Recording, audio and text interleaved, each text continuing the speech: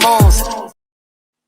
What's up, everybody? It's your boy Jacob, also known as Pick Management, back here with Chris Bassett, world-renowned celebrity chef, TV star, all the great stuff that you need to know about Chris you can find on his socials. But he's here because he smashes basketball and all his other best bets across all these sports. We are here for the Sweet 16 March Madness Bracketology breakdown and best bets presented by the Rithmm app. If you guys don't know about the Rithmm app, it is a app that fast tracks you to learning how to build sports betting models.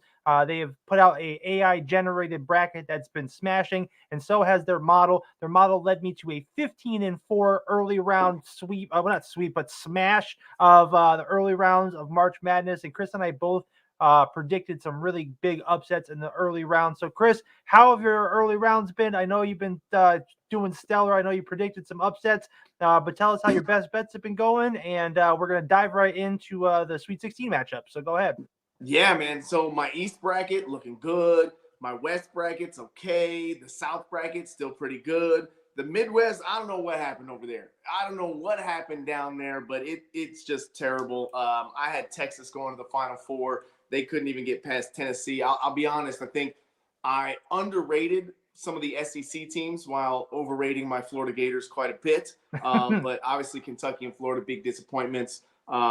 But yeah, I mean, I'm still looking okay. I like Houston still. I still think UConn is solid. I just, to go back to back is a tough thing to do. So that's why I've got Houston. But yeah, that JMU pick, I love it. I love it. Yeah.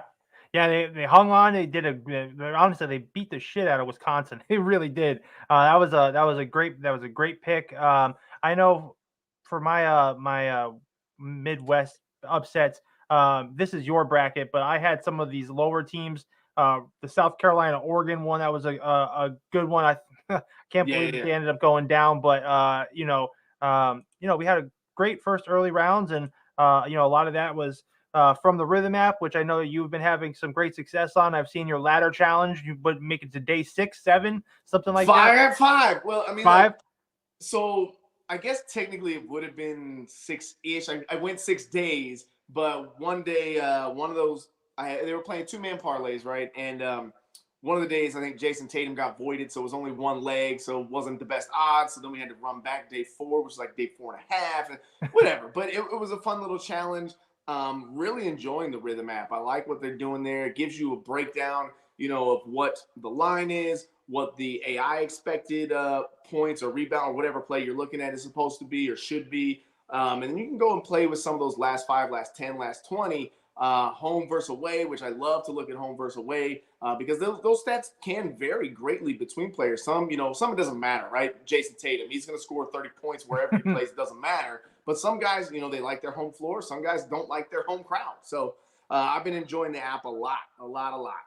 Yeah, we're gonna have to buddy up to our friend James Santor over there more. I saw he was sitting courtside at the Wizards game to watch Kuzma play, so we'll have to get closer to them because I know that's in your neck of the woods. So we'll have. Is he a DC guy? I don't know. I just know he was at the game, so I think he's around the area. But we'll have to connect with him to get some courtside seats for ourselves. For sure. But yeah, let's dive into today's best bets. We're covering the Sweet 16 matchups. We know we have a bunch. I am picking on a couple of teams for our favorites, but I'm going to toss it over to you, Chris. You can dive right into your best bets for this next round. Yeah, so some of my thoughts have changed looking at the bracket, right? Watching some teams play, but I got 2 upsets that I really like. I'm going to take them against the spread, but I'm also going to sprinkle a little bit on the money line as well.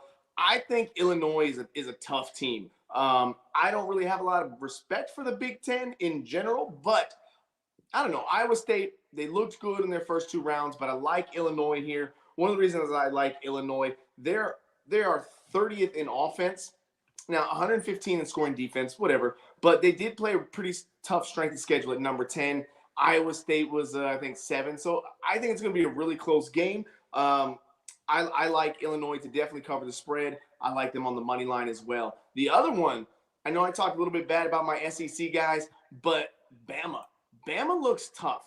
I mean, the key to that game, I think, for UNC is going to have to be to slow down the pace. Alabama, we know, can put up some points. North Carolina, not so much. So I think that's a good potential upset there as well. And then, of course, I told you when we did this last week that my bracket was super chalky. So I'm definitely like a little bit of parlay here with Houston and UConn on the money line. I think it's a pretty decent odds on that. It was like 130 or something for that parlay. So I like those two. Again, those are two of my final four. I got Houston winning the whole thing. So yeah, I think we're gonna go with that. I love those plays. In the last round, I really picked on these chalk teams. I had a couple of parlays that I put out, which is really just combinations of all the favorites that were left in the round of 32, and I smashed. I hit 3 parlays. I had like a plus 330, a minus 130, and like a minus 150, but it was all chalk, and it's because these early rounds we saw more chalk bets hit than we have in recent years. Favorites went 30 and 22 ATS, the best start since favorites since 2008. Double-digit favorites went 15 and 2 straight up and 14 and 3 ATS in the early rounds. That's the best ATS start ever for double-digit favorites. If you keep digging to that even more, the top 4 seeds went 26 and 4 straight up, 21 and 9 ATS. In the round of 32, favorites went 15 and 1 straight up and 11 and 5 ATS, which is just crazy. Just the third time ever favorites went 15 and 1 straight up or better. So I picked on a lot of those in these early rounds, and I like how you're targeting UConn and Houston in these next rounds too, because I think that they have a really good path to the championship with what is left. Also, this Illinois team. I feel like Illinois and Alabama kind of set up the same way. Alabama loves to run. One of the top over teams left in the country right now. I mean, in the tournament, Alabama is sorry. I think they're like 15 and 4 their last 19 games to the over right now.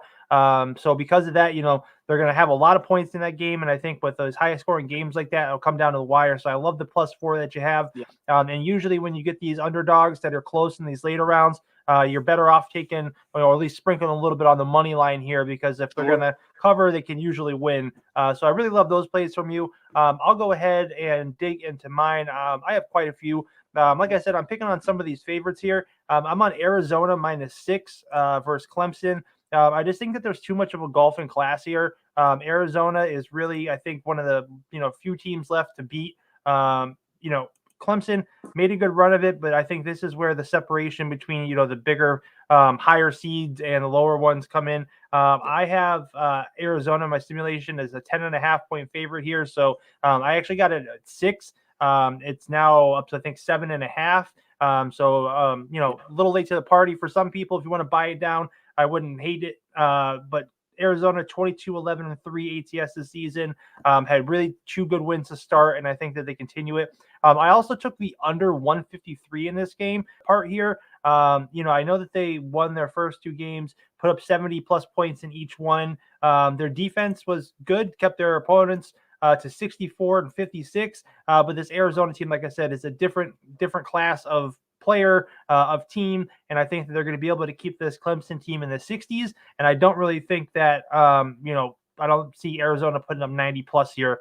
So I really think 153 is a super high total for this. And I really like the under. The next team I'm going on, I'm taking UConn -10, and I'm taking the over 134 in this game. I did buy this down, so I got UConn at -130. I think this is going to be a blowout. It's a repeat of last year's final. I think UConn wants to just smash his team again. And I'm also on the over 134 in this game. I think UConn can put up 80 here, no problem, and I could definitely see San Diego State getting to 60. So I really love that. And I think the UConn team total at 72.5 is way too low here. I picked on their team totals in the early rounds. They cashed a lot for me, and I think they do the same thing here. I get San Diego State has a pretty solid defense, but this UConn team, similar situation to Arizona, likes to run, wants to smash these teams and get through these with as little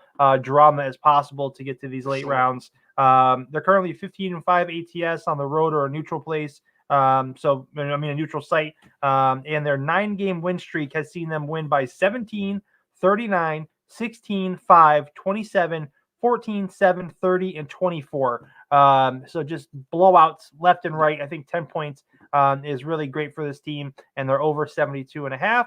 And then Marquette -5. That's going to be my last play here. I really just like Marquette to advance. I think NC State, their Cinderella story comes to an end here. I get that they had a great run, but only 3 teams outside the Ken Palm adjusted top 42 remain, and this is going to be one of them. NC State currently sits in 75th place in Ken Palm. Marquette's last 14 games they are 12-2 ATS, and they are just kind of stomping through teams right now. And I get NC State had a great run to finish the season, but Marquette is, I think, destined to advance here. Any thoughts on any of these for you? I know I ran through these kind of quick, Yeah. but yeah, please jump I in. Let me love know the what Marquette you're pick. thinking. Yeah, I love the Marquette pick. I think, NC State, like you said, Cinderella story over. It was a great game against Texas Tech. That was one I went back and forth with about who to take in that game. I landed on NC State actually to beat Texas Tech, but nobody saw Oakland beating Kentucky, right? Except maybe people that go to Oakland, which up until probably up until that game, everyone thought Oakland was in California. I happen to actually know that it was not. But NC State team, you went to overtime, right? That game went to overtime, if I'm not mistaken, with Oakland. They're tired, number one, but two, Oakland just got lucky against Kentucky, right? What's his face? John Jack Godel. I don't even try, but Yeah. Mr. 3-point man himself, right? Yep. And then they went to overtime. So yes, I love the Marquette pick. I noticed both of us didn't touch Purdue, Gonzaga, or Tennessee, Creighton. I think those are probably going to be the 2 best games in the round of 16. They're so closely matched up when you look at them on paper. Purdue was Purdue the number 1 overall seed in this tournament? I think they were, right.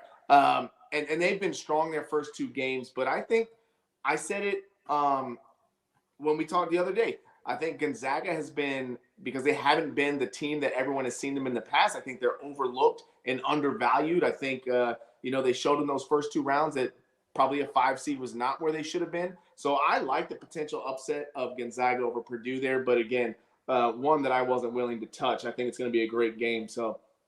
Yeah, definitely. That Gonzaga Purdue game is like the most concerning one to me. I saw it and I was like, I don't know what is it Zach Edey or Eddie? Zach Eddy's going to do.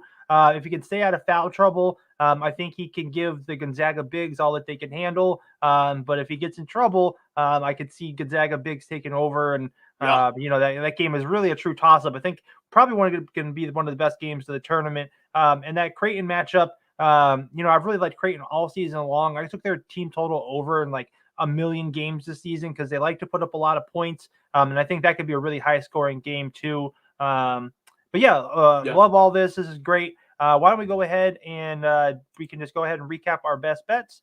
And if you want to go ahead and just run through yours. I like Illinois.